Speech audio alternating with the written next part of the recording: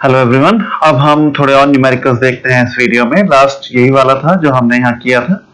अब हम देखिए, अब नया क्वेश्चन पढ़िए। क्या है उसमें कि given that ABC are three mutual exclusive and exhaustive events, find PB. अगर ये तीनों हमें गिवन, ये रिलेशन अगर हमें given, ABC are mutual exclusive and exhaustive cases हैं, तो कैसे भी केसेस हो म्यूचुअल एक्सक्लूसिव और एग्जॉस्टिव, जितने भी केसेस कुल हो सकते हैं वो एग्जॉस्टिव कहलाते हैं। तो पीए, पीबी और पीसी ये सब जो होंगे, इनका जो सम होगा वो वन से ज्यादा तो हो नहीं सकता, प्रोबेबिलिटी वो वन भी होती है। अब ये आपको गिवन है, जो गिवन रिलेशन था वो लिखा, उससे आप किसी एक को दोनों में ब्रेक कर दे। जैसे पीए और पीसी को, या पीबी और पी, मतलब पीए को भी बी में आपने ब्रेक कर दिया और सी को भी बी में लिख दिया। मतलब यहीं से आपने पीए को दो हिस्सों में सॉल्व कर लिया, बी में और बी में।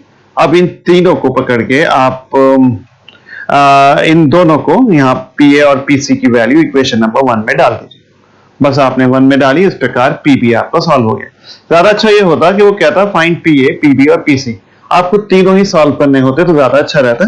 कोई यही नहीं है कि मैं दोनों को बी में लिखता, मैं ये भी कर सकता था यहाँ से कि मैं सी को और ए को, तो खैर बी में मैंने लिखा ही है, मैं ए को और बी को सी में लिख सकता था और मैं पहले पीसी निकाल लेता, या मैं उसी प्रकार पहले पीए निकाल लेता। कोई फर्क नहीं पड़ता, क्योंकि यहाँ पे पीबी बोला था तो इसलिए मैंने पीबी में लिख दिया। और अगर तीनों में बोलता तो भी चलिए पीबी में निकाल दे और पीबी की वैल्यू यहाँ पे डाल के पी और पीसी को आप सॉल्व कर लेते। अब ये तो डिफरेंट बातें हैं, इसमें बहुत सारी और सोची जा सकती हैं, लेकिन फिलहाल अभी तो सिर्फ पीबी कहा था तो वो यहाँ पे डायरेक्टली निकाल दिया। लेकिन इसे याद नहीं करिएगा कि हम पीबी पीबी में सॉल्व करें, क्योंकि नहीं भी दो को किसी भी एक के रेस्पेक्ट में लिखा जा सकता है। चलिए नेक्स्ट क्वेश्चन देखिए। E1, E2, E3 three possible events हैं किसी रैंडम एक्सपेरिमेंट में। If the probability of happening of E1 is 3 times the probability of happening of E2। देखिए, किसी भी एक पॉसिबल इवेंट्स के में थ्री पॉसिबल इवेंट्स हैं किसी एक्सपेरिमेंट के, और ये कंडीशन है कि probability of happening of E1, सही से सुनिए, probability of happening of E1 ये 3 गुना ज्यादा है किसके मुकाबले में, probability of happening of E2 के। तो सीधे आप सॉल्यूशन भी पढ़ते जाइए कि probability of happening of E1 is 3 times the probability of happening of E2। तो कौन बड़ा है, क्या ये E1 बड़ा है, तो आप E2 वाली प्रोबेबिलिटी को 3 से मल्टीप्लाई करेंगे तब कहीं जाके आपस में बराबर होंगे। While probability of happening of E2 is 5 times the probability of happening of E3। E2 जो है वो 5 गुना ज्यादा है E3 से, तो E3 को आप 5 से मल्टीप्लाई कर दीजिए, वो E3 के बराबर होगा। बस जिसने ये बना लिया क्वेश्चन उसका है। बाकी तो ये तीनों एक ही रैंडम एक्सपेरिमेंट के तीनों केसेस हैं, तो इन तीनों की प्रोबेबिलिटी का सम 1 होगा और ये कंडीशंस आपको गिवन है। अरे यार, ये वैसी ही कंडीशन है जो यहाँ पे आपने ये रिलेशन दे के निकाली थी। यहाँ पे भी क्या था कि happening of probability of happening of events A, probability of happening of events A is 2 times the probability of happening the event B, तो उसको आप 2 टाइम्स करके लिख देते। तो ये क्वेश्चन भी वैसे ही बनाया जा सकता था। चलिए खैर, सोचिए मैं जो बोल रहा हूँ। खैर, ये दो कंडीशंस आ गई, इन दोनों को आप सब्स्टिट्यूट कर दीजिएगा इक्वेशन नंबर 2 में। PE1 और PE3 दोनों से PE2 सॉल्व हो जाएगा। वो आने के बाद इसको आप 3 में सब्स्टिट्यूट करिए और PE2 को सब्स्टिट्यूट करिए, इस प्रकार दोनों चीजें ये आ जाएंगी। सवाल को चेक करने का तरीका ये होगा कि तीनों का सम जो है वो 1 होगा। ये तो अलग से एक्स्ट्रा बात थी, सवाल तो यही पूछा था कि PE1, PE3 और PE2 को निकालिए। चलिए नेक्स्ट देखिए। गिवन दैट दो चीजों के प्रोबेबिलिटी, दो चीजों का यूनियन जो है 5/6 है, इंटरसेक्शन इतना है, PA2 बार इतना है, फाइंड करिए इन दोनों को और आल्सो शो करिए कि ये इंडिपेंडेंट है। पहले जो गिवन था वो लिखते चले गए, PA2 बार था तो इससे PA2 निकाल लिया, ये आपको फार्मूला याद है। Now by law of addition of probability ये इतने के बराबर होता है, और इसमें आप जो गिवन है आपको सारी वैल्यूज यहाँ पे सब्स्टिट्यूट करते जाइए। PA1 निकालना है, मतलब आपके पास PA1 यूनियन A2 भी है, PA2 भी है और इंटरसेक्शन भी है। बस कौन नहीं है, PA1 मेरे पास नहीं है, वो साहब इससे हमने सॉल्व कर लिया। PA1 इतना आ गया, PA2 मैं पहले ही इसी लाइन में यहाँ निकाल चुका हूँ, वो हाफ हो गया। तो बस ये आंसर है। साथ ही साथ PA1 और PA2 को मल्टीप्लाई करके देखें, वो 1/3 आता है जो PA1 इंटरसेक्शन A2 की वैल्यू। अगर आपको याद है कि what are the independent events, तो वो यही होते थे जिसमें ये कंडीशन होल्ड होती है, तो ये इंडिपेंडेंट भी होगी। नेक्स्ट, अगर दो इवेंट्स हैं आपके पास A और B और उसमें ये कंडीशन अगर होल्ड होती है और ये भी होल्ड होता है। तो फाइंड करिए द फॉलोइंग स्टेटमेंट ट्रू है या फॉल्स है। क्या ये म्यूचुअल एक्सक्लूसिव है, क्या ये इंडिपेंडेंट है, क्या ये इसका सब इवेंट है, और ये P A bar upon B 3/4 होगी। For the two events A and B we have, जो गिवन था वो हमने यहाँ पे लिख डाला। By definition of conditional probability P B by, इसका मतलब क्या होता है कि बी का होना जबकि ए पहले ही हो चुका है। जब मैंने आपको कंडीशनल प्रोबेबिलिटी शायद दूसरे प्रोबेबिलिटी के वीडियो में बताई थी, उसमें पढ़िएगा या तीसरे में थी, तो खैर उसका आंसर ये होता है P B intersection A over P, B intersection A intersection B के बराबर होता है। क्रॉस मल्टीप्लाई करिए, दोनों वैल्यूज आपके पास हैं, ये कितने के बराबर आ गई 1/8 के, जो 0 नहीं। तो इसी से पता चलता है कि ये म्यूचुअल एक्सक्लूसिव में P intersection A intersection B जो है वो फाई होता है, और पी फाई जो होता है वो 0 होना चाहिए। अगर ये 0 आ जाता तब हम कह देते ये म्यूचुअल एक्सक्लूसिव है, तो ये म्यूचुअल एक्सक्लूसिव नहीं है, ये फॉल्स है। याद करिए जब हमने लॉ ऑफ एडिशन पढ़ा था तो उसमें भी अगर म्यूचुअल एक्सक्लूसिव होता है तो उसमें ये वाली जो टर्म होता है गायब होता है, क्योंकि इसकी वैल्यू 0 होती है। लेकिन यहाँ पे इस क्वेश्चन में इसकी वैल्यू 0 नहीं आई, तो ये म्यूचुअल एक्सक्लूसिव नहीं। फिर से देखिए अब conditional probability P B by A इतने के बराबर, ए बाई बी इतने के बराबर। इससे भी पी इंटरसेक्शन बी निकालिए और दूसरे से भी निकालिए। क्वेश्चन नंबर 1 आ गई। अब ये गिवन है आपको, बस ये गिवन है तो इसको यहाँ सब्स्टिट्यूट कर दीजिए, पी ए बाई बी और into P B by A हो जाएगा, is equal to P B और पी ए बाई, ये तो ऐसे ही रहा ना right hand side, P A की जगह पे बस P A by B substitute कर दिया आपने, यहाँ पे इस जगह पे सब्स्टिट्यूशन ये कर दी। अब ये इससे ये कैंसिल हो गया, P B is equal to P B by A आ गया, P B is equal to, फिर से देखिए इक्वेशन नंबर 1 से यही जो है 1 पी इंटरसेक्शन बी में बस इन दोनों वैल्यूज को एक साथ रख दूंगा। पी ए तो ऐसे ही रहेगा, यहाँ कौन है पी बी बाई ए, वो कितने के बराबर है पी बी है, या यहाँ पे पी बी ऐसे ये तो गिवन ही है पी ए बाई बी कितने के बराबर पी ए के। अगर P A intersection B P A P B है तो ये इंडिपेंडेंट घटना है। बहुत अच्छा प्रूफ है, इसको ध्यान रखना। फिर हम ये जानते हैं अगर A is a subset of B then PA is a subset less than equal to PB। बिल्कुल शुरुआती प्रोबेबिलिटीज की ये आपके थ्योरम्स थी, ये वीडियो 1 में होगा, आप देखिएगा। अब यहाँ पे PA 1/4 है और PB बाई A जो है या PB जो है वो हाफ है, तो पता चल गया कि PA less than equal to PB। अगर ये इससे छोटा है तो जाहिर सी बात है A is a subset of या सब इवेंट ऑफ B, ये घटना भी true. Look at the last one. We know by the definition of conditional probability A by B होता है P A intersection B over PB। नहीं तो आप A पे बार लगा दीजिए। अब A पे बार लगाए, अब P A bar B PB minus P intersection B, ये by the theorem, तो बस PB से डिवाइड करिए। ये जो इतना मिला by again by definition of conditional probability is equal to P A by B। Just put the value of P A by B here and we get the answer 3/4। आगे देखिए कहता है हमारे पास 10 गर्ल्स हैं किसी, we have the 10 girls in the class having 10 girls in a class comma होगा 3 having the blue eyes। तो 3 लड़कियों की आंखें जो हैं वो उसमें से ब्लू हैं। तो हम अब इसमें से क्या करेंगे, अचानक हमने दो लड़कियों को सिलेक्ट करना है। बताइए व्हाट इज द प्रोबेबिलिटी कि दोनों लड़कियों की आंखें ब्लू होंगी। Neither has the blue eye, at least one has the blue eye, one blue eyed and the other one is the non blue eyed। Total number of girls 10, blue eyed girls 3। Number of veg जिसमें से 3 में से 2 लड़कियों को निकालना चाहिए 3c2, और 10 में से 2 का निकालना 10c2। Then the probability to find the 2 blue eyed girls, तो 2 तो लड़कियां लेनी थी, तो नीली वाली जो आंखों की थी ब्लू आइड वो 3 थी, तो 3c2 डिवाइडेड बाय 10c2, क्योंकि हमें जो है दोनों ही ब्लू आई चाहिए थी, तो 2 लड़कियां जो लेंगी वो 3 में से ही होनी चाहिए, तो 1/9 जो है वो संभावनाएं होंगी, प्रोबेबिलिटी होगी।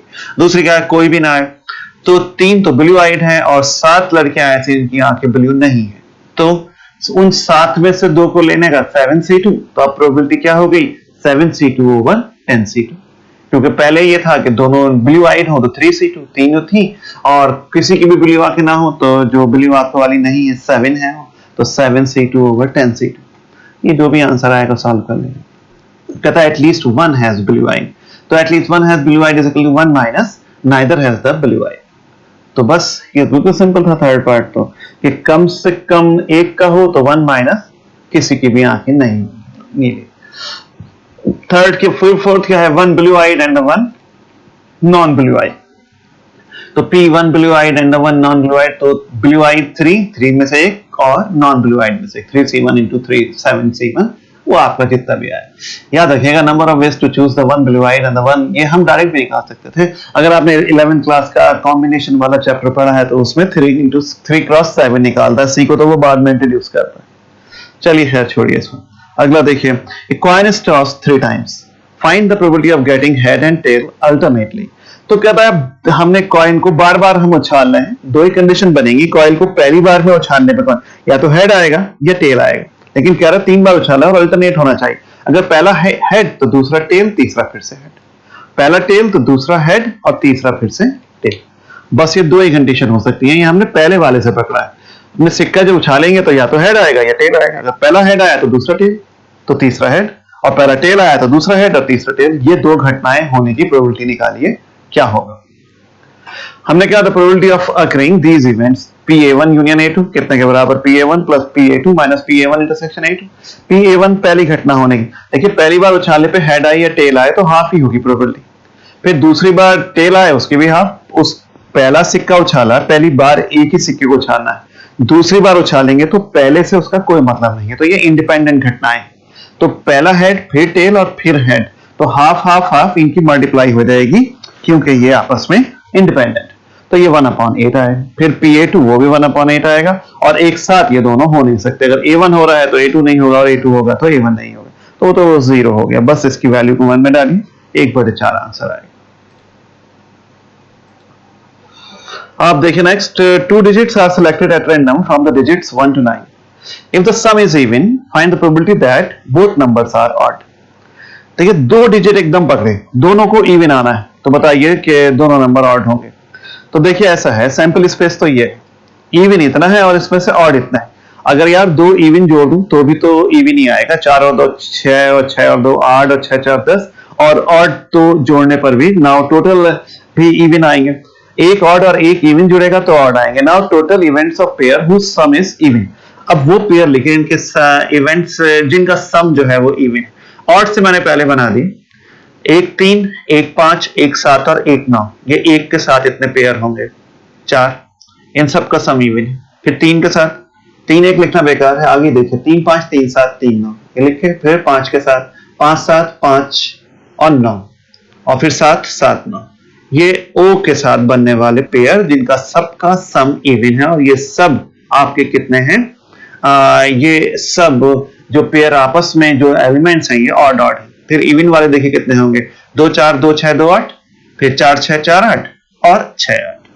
नाउ फेवरेबल केसेस, मतलब इसमें सम इवन तो है लेकिन नंबर ऑड हो, वो शुरू वाले होंगे यहां तक, 1 3 से लेके 7 9 तक। ये नहीं लिखूंगा, इन सब में जो सम है वो इवन तो है लेकिन ये आपके फेवरेबल केसेस नहीं।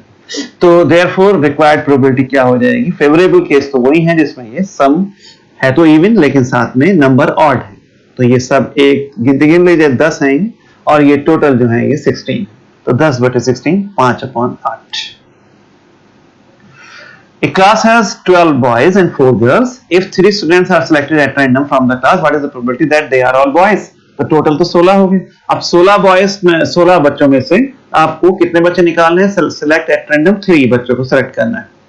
तो 3 बच्चे आप एकदम सिलेक्ट करेंगे, लेकिन उन तीनों में से तीनों लड़के होने चाहिए।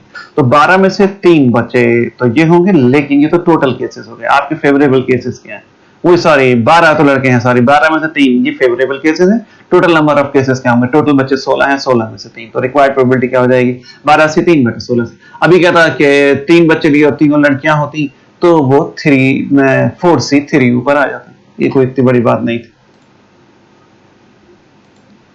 अगला क्वेश्चन देखिए, कॉलेज में 25% बच्चे मैथ में फेल होते हैं, 15% केमिस्ट्री में होते हैं और 10% दोनों में फेल हो जाते हैं। आज एक स्टूडेंट को आपने सेलेक्ट किया है रैंडम, बताइए अगर वो केमिस्ट्री में फेल है तो क्या प्रोबेबिलिटी होगी कि वो मैथ में भी फेल होगा। अगर वो फेल है मैथ में तो क्या प्रोबेबिलिटी होगी कि वो केमिस्ट्री में भी होगा, और क्या प्रोबेबिलिटी होगी कि वो मैथ या केमिस्ट्री में से किसी एक में फेल है। तो अब कहिए कि ए इज द इवेंट जिसमें के बच्चे मैथ में फेल हो, तो प्रोबेबिलिटी ऑफ ए क्या होगी, 25% है, 1/4 है। बी इवेंट हो गया, इसमें बच्चे केमिस्ट्री में फेल है, तो ये आगे 3/20 15% है ना, तो 15/100 3/20। और जिसमें दोनों में फेल है तो वो इंटरसेक्शन बी क्या रिप्रेजेंट करता है? शुरू में बिल्कुल जब हमने न्यूमेरिकल शुरू किए थे, जब दोनों घटनाएं एक साथ हो रही है, मैथ में भी फेल, केमिस्ट्री में भी फेल, वो 10% बच्चा है, तो 10/100 1/10 हो जाएगा। अब बताइए कि अगर वो केमिस्ट्री में फेल है, ये तो पक्का हो गया, केमिस्ट्री में तो फेल है ही, मतलब बी घटना तो हो ही रही है, बताइए मैथ में फेल होने की प्रोबेबिलिटी क्या है? तो ये कंडीशनल प्रोबेबिलिटी हो गई ना, कि एक घटना तो पहले हो ही रही है, इसके ऊपर दूसरी होनी है, कि मतलब केमिस्ट्री में तो फेल है ही, अब बताइए मैथ में फेल है या नहीं है? तो पी ए अपॉन बी तो हुआ, ए तो मैथ में फेल होना है, तो ए मैथ में तो फेल होना ही, लेकिन कब? जब वो केमिस्ट्री में हो चुका है, तो पी ए अपॉन बी, तो वो इतने के बराबर हो। आपके पास दोनों वैल्यूज हैं, वो डालिए इसमें और आंसर निकालिए। दूसरा क्या है? If he fails in math, math में तो फेल है ही, तो ए तो नीचे आएगा, जो हो चुका है घटना। बताइए केमिस्ट्री में फेल है या नहीं है? तो पी बी अपॉन ए कह दीजिए। तो बस यहाँ पे ये थोड़ा सा सॉफ्टवेयर एरर है, P A upon B over P A, तो वो 1/10, और ये जो भी सॉल्व हो गया है। फिर तीसरा ये है कि वो या तो केमिस्ट्री में फेल हो या मैथ में, तो इसी को तो पी ए यूनियन बी कहते हैं। ए इंटरसेक्शन भी दोनों घटनाएं एक साथ हो रही होती हैं, और ए यूनियन बी में एक घटना होती है, तो ये हो जाएगा P A plus P B और minus P A intersection B. आप यहाँ पे इनकी सबकी वैल्यूज हैं आपके पास रखिए, और वो आंसर आ जाएगा 3/10। अब इतना ही रखिए, मैं आपको नेक्स्ट वीडियो 2-1 दिन में भेजता हूँ, उसको सही से तैयार करिएगा। न्यूमेरिकल्स इस चैप्टर के बहुत इंपॉर्टेंट है। ओके।